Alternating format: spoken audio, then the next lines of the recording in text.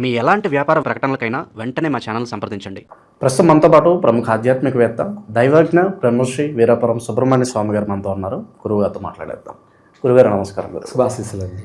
ఫిబ్రవరి మాసం మాఘమాసం విశేషంగా వృశ్చిక రాశి వాళ్ళకి ఈ నెల ఎటువంటి ఫలితాలు ఉండబోతున్నాయి, ఓవరాల్గా వీళ్ళు ఏ విషయాల్లో జాగ్రత్తలు తీసుకోవాలంటారు? చాలా మంచి విషయం అడిగారు. వృశ్చిక రాశి వారికి మాఘమాసంలో ఫిబ్రవరి నెలంతా కూడా ఈ రాశి వారికి ప్రతి విషయాలలో ఒడిదుడుకులు అనేది అధికంగా ఉన్నాయి. ఆ ఒడిదుడుకులు ఏమిటి?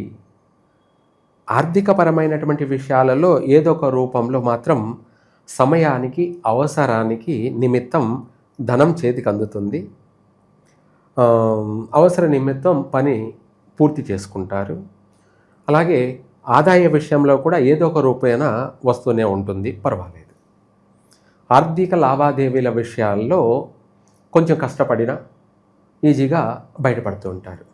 శ్రమించిన శ్రమకు తగిన ప్రతిఫలం ఉంటుంది. అభివృద్ధి విషయానికి వచ్చేటప్పటికి ఆర్థికపరమైన విషయాలలో కొంతవరకు పర్వాలేదు. మిగతా విషయాలలో ప్రతి విషయాలలో కూడా వ్యతిరేకతలు అధికంగా ఉన్నాయి. మిగతా విషయాలంటే ఏమిటి? నువ్వు ఏదైనా ఒక కొత్తగా వ్యాపారం ప్రారంభం చేయాలనుకుంటున్నావా? చేయకూడదు. చేస్తే ఏమవుతుంది అంటే ఇప్పుడు చేసిన పని మధ్యలోనే తీసేయాల్సి వస్తుంది. మధ్యలోనే అంటే ఈ నెలని కాదు, ఇప్పుడు చేసిన పని ఎప్పుడైనా సరే ఒక 6 నెలలకో సంవత్సరానికో 2 ఏళ్లకో ఎప్పుడైనా అది మూసేయాల్సి వస్తుంది. కంపెనీ కావచ్చు, చిన్న వ్యాపారం కావచ్చు, పెద్ద వ్యాపారం కావచ్చు, ఏదైనా సరే ఎప్పుడైనా దాన్ని నుంచి మనము బయటపడే మార్గమే ఉన్నాయి. అంటే కలిసి రాకపోవడం వల్ల నష్టపోయే అవకాశం ఉంది. అందువల్ల కొత్త వ్యాపారాలు ప్రారంభించద్దు. ఉన్న వ్యాపారాన్ని చూసుకుంటే చాలు. వాళ్ళు చేస్తున్న దాంట్లోనే ప్రస్తుతము ఎలా దాని నుంచి మనము బయటపడాలి, ఎలా మనం దాని నుంచి సక్సెస్ కావాలి, అభివృద్ధి చెందాలి అనే దాని గురించి ఆలోచిస్తే వృశ్చిక రాశి వారికి బాగుంటుంది. అలా కాదు, నేను కొత్త వ్యాపారం చేస్తాను, లేదంటే నాకు నా దగ్గర డబ్బులు ఉన్నాయి, లేదంటే నేను ఎవరైనా 10 మంది ఇస్తారు నాకు, నేను తీసుకొచ్చి పెట్టి వ్యాపారం చేస్తాను అంటే ఉన్నది పోతుంది, ఉంచుకున్నది పోతుంది. ఉన్నది బోయ, ఉంచుకున్నది బోయ అన్న సామెత కింద 2 నష్టాలు. అట చంపేటు, అటు గోడేటు, ఏమంటారు? 2 దెబ్బలు తగులుతాయి. 2 దెబ్బలు తగిలే అవకాశం ఉంది వృశ్చిక రాశి వారికి. అందువల్ల నూతన వ్యాపారాలు వద్దు. అలాగే పెట్టుబడులు పెట్టే విషయంలో కూడా ఉంది అనేసి ఈ మాసంలో ఎటువంటి పెట్టుబడులు పెట్టద్దు. ఉన్నదాన్ని ఉంచుకున్నా ఉంటుంది. అలా కాదని మనము ఉంది కదా అని చెప్పేసి మనము వీళ్ళు కొంచెం అన్ని విషయాలలో తొందరపాట్లు ఎక్కువ, లేదంటే గర్వము, ఈ కొన్ని బిల్డప్ లాంటివి కూడా ఉంటాయన్నమాట. అంటే బిల్డప్ అంటే అందరిలో నేను కనపడాలి, తెలియాలి, నేనే గొప్పవాడిని అనే ఒక మనసులో కొన్ని లక్షణాలు ఉన్నాయి. మళ్ళీ ఏదైనా గుర్తు చేసినా చెప్పినా అర్థం చేసుకొని నడుచుకునే మనస్తత్వం ఉంది. ఒక మాటలో చెప్పాలి అంటే వీళ్ళకి మొండితనం ఎక్కువ. ఏమిటి? ఒకరు చెప్పింది వినరు. వాళ్ళు ఏదైనా సరే అనుభవించాలి, అంటే చూడాలి.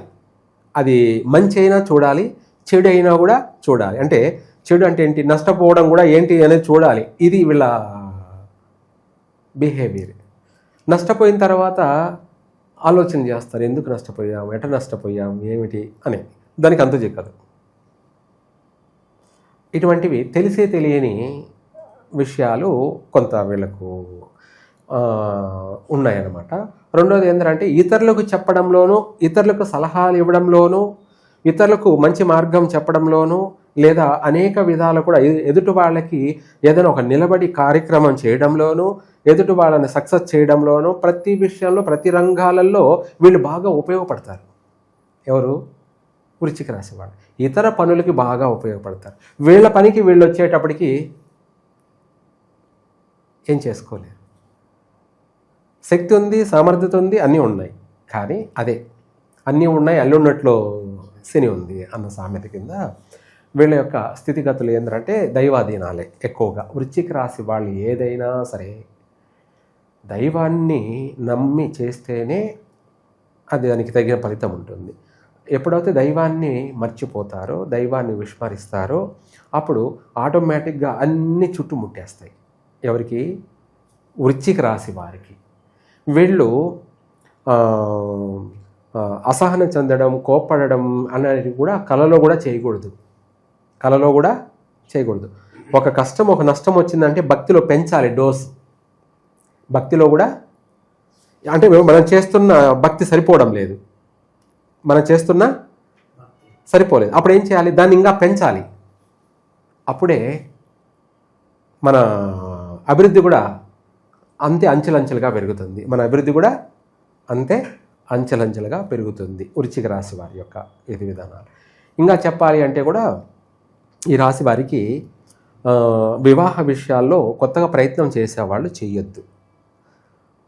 ఆటంకాలు ఎదురయ్యే అవకాశం ఉంది, లేదంటే అవమానాలు పాలయ్యే అవకాశం ఉంది, ఇంకా కూడా ఇబ్బందులు ఎదుర్కొనే అవకాశం, ఆర్థికంగా కూడా నష్టపోయే అవకాశము ఉంది, 10 మందిలో మాటపడే అవకాశము ఉందన్నమాట. అందుకనేసి నూతనంగా వివాహ ప్రయత్నాలు వద్దు, కలిసి రావు. ఈ మాసంలో చేయొద్దు, తర్వాత చేసుకోండి, కలిసి వస్తుంది.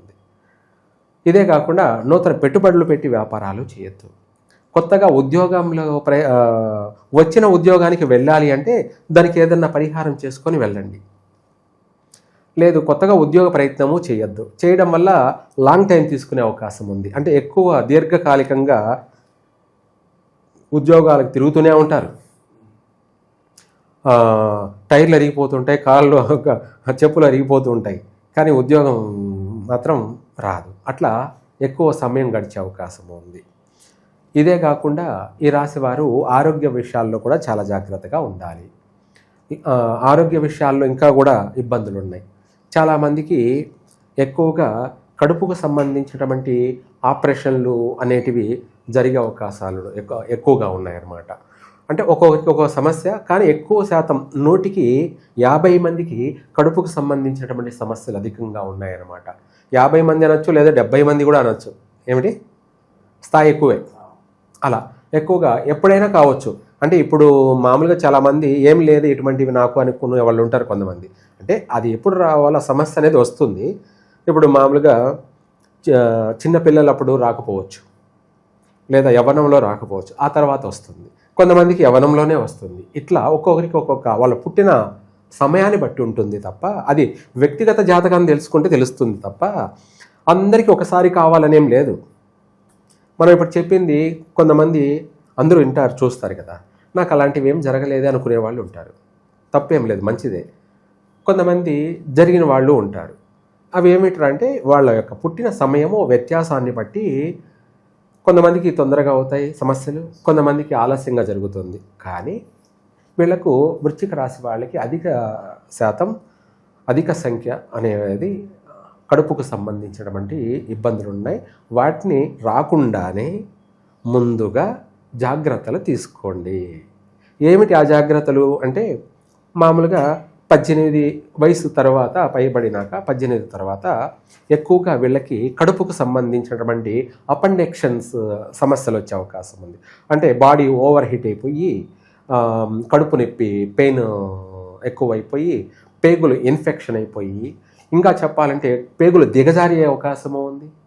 పేగులు దిగడం అంటే హెర్నియా సమస్యలు అనొచ్చు, లేదంటే ఇన్ఫెక్షన్ అయ్యి గ్యాస్ ఫామ్ అయిపోవడం అనేది కావచ్చు, లేదా పేగులు మడతలు పడడం అని, ఇటువంటి సమస్యలన్నీ కూడా అనేది అధికంగా ఉన్నాయి. కాబట్టి వాటికి సంబంధించి జాగ్రత్తలు తీసుకోవాలి. ఏమిటి ఆ జాగ్రత్తలు అంటే,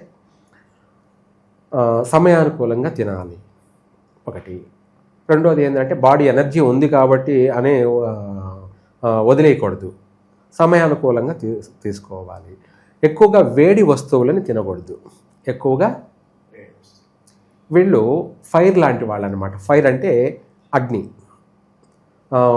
వీళ్ళ బాడీలో 24 అవర్స్ ఎక్కువగా వీలైనంత వరకు హీట్ అనేది జనరేట్ ఎక్కువగా అవుతూ ఉంటుంది, ఆ స్థాయి పెరుగుతూ ఉంటుందన్నమాట. అందువల్ల దానివల్ల స్టమక్ పెయిన్ ఇటువంటి సమస్యలు అధికంగా వచ్చే అవకాశం ఉంది. కాబట్టి అందుకనేసి ఎక్కువగా వాటర్ తీసుకోవాలి. పండ్లు తీసుకోవాలి.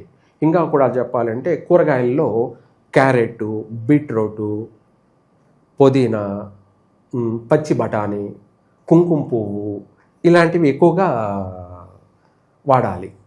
అవి వాడితే ఏమవుతుందంటే 100% ఆరోగ్యపరంగానే ఉంటారు, ఎటువంటి సమస్యలు రావు, వచ్చిన అవి వెంటనే మళ్ళీ రికవర్ అయిపోతుంటారు.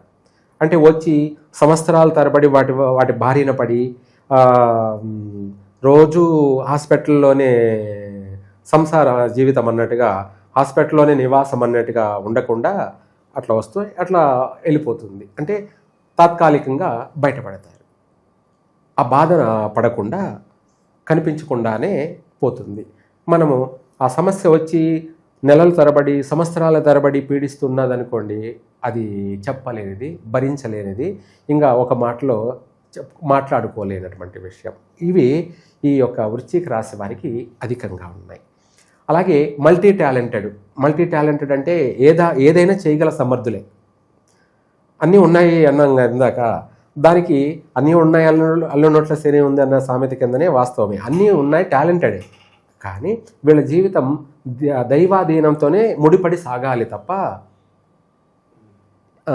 ఏ క్షణమైనా కూడా ఎప్పుడైతే అది మర్చిపోతారో అప్పుడు అన్నీ మళ్ళీ రివర్స్ అయిపోతాయి.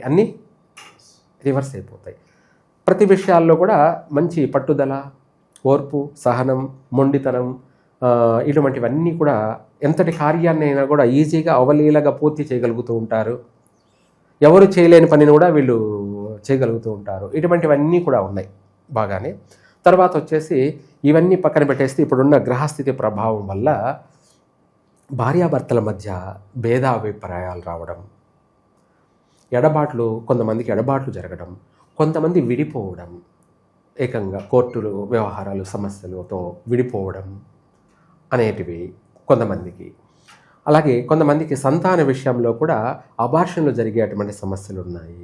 సంతాన విషయంలో గర్భస్రావం జరిగే అవకాశాలు ఉన్నాయి. దానికి సంబంధించి ఆరోగ్యపరంగా జాగ్రత్త తీసుకోవాలి.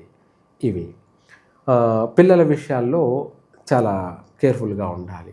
ఎందుకు అంటే మనము 1-2 నష్టపోయామంటే మళ్ళీ వీళ్ళకు చాలా లాంగ్ టైం తీసుకునే అవకాశం ఉంది సంతాన విషయాల్లో. రెండోది వచ్చేసి చాలామంది ఆడపిల్ల అని చెప్పేసి అబార్షన్ చేయించుకునే వాళ్ళు ఉన్నారు. వృశ్చిక రాశి వాళ్ళకి ఎవరికైనా కూడా మొదటిగా పుత్ర సంతానమే ఉంటుంది. యాక్చువల్గా వాళ్ళ యొక్క ఇది ఇద్దరిని బట్టి నిర్ధారణ చేయాలి, స్త్రీ పురుషులను ఇద్దరిని బట్టి. కానీ వృశ్చిక రాశిలో జన్మించిన వాళ్ళకి అధిక శాతము పుత్ర సంతానమే ఉంటుంది. కానీ వీళ్ళకు మొదటి సంతానము ఆడపిల్ల పుడితేనే ఎక్కువ శాతం వీళ్ళకు కలిసి వస్తుంది.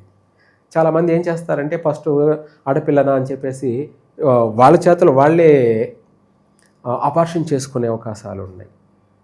అంటే వాళ్ళ కర్మ వాళ్ళే కొనుక్కొచ్చుకోవడం అంటారనమాట. ఏమిటి కర్మని వాళ్ళే కొనుక్కొచ్చుకోవడం. వీళ్ళకి మొదటిగా ఆడపిల్ల పుడితే అన్నీ కలిసి వస్తాయి. ఆ ఆడపిల్ల పుట్టడమే వాళ్ళ ఇంటికి లక్ష్మి పుట్టింది అని అర్థం.